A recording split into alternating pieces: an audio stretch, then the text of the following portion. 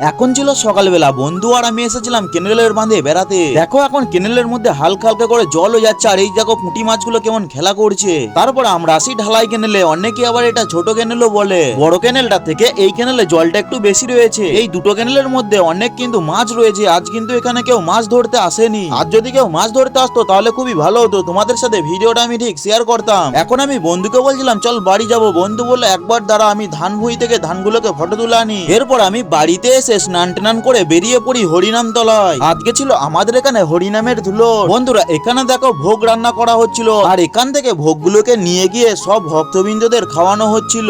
তারপরে আমিও বসে পড়েছিলাম বন্ধুদের সাথে ভোগ খেতে। এরপর আমি বাড়িতে এসে দেখি একটা হরিনামের দল এসেছে। তারপরে আমি আবারও এসেছিলাম হরিনাম তলায় ভোগ আরতি গান শুনতে।